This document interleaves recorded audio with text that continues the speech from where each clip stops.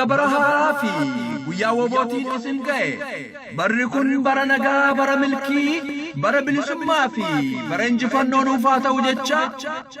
gaachana uummata Oromoo kan ta'e guyyaa seena qabeessa waraana bilisummaa Oromoo sababeeffachuun hawwisoo waraana bilisummaa Oromoo DVD haaraa moggaasa alaabaa jedhu isiniif gumaachaniiru.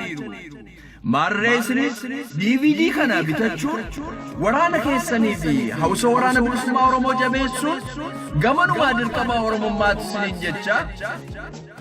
michuu seenaa sagalee kiilooleedhaan alaabaa faarsaa.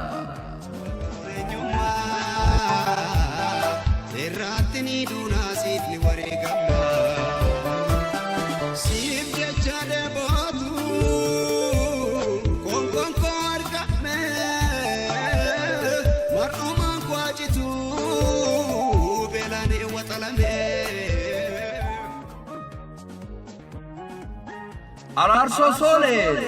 abaon halenisu Otowan Oromo ubasari turre errom bilisumma dadira singorre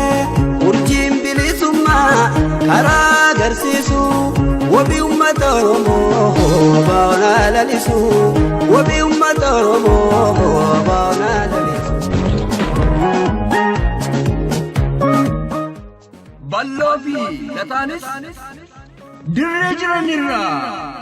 akkas jedhu Oromo abao lalisi Oromia butut ifiyo mulisi sababi berbadu uldura sabui kursa umata dina matari dagaga sena dure abaoti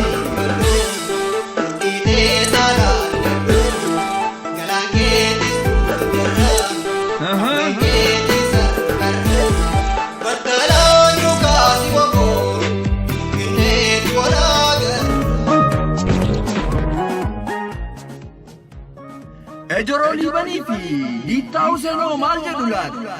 Naba ulfuna fachi wala buma sifide tanduma datu gabruma jeda wobo amina dagi amas nandu bada dufaina fu na fu bada jeda wobo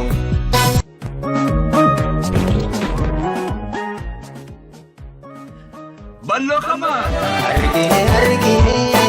kale sergi argi hunda sargi argi hundu argi karaka kebiya kuman argamne karaka kebiya kuman argamne sore sabjata fi mudde amin ballamni jedhu oho ballamni dagarra jesa inagarre jinagarsiisa afura shibu sore sabjata gota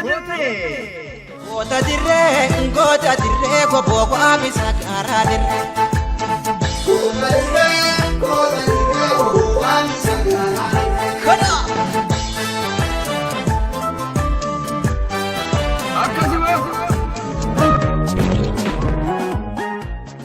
DVD kana konyale adde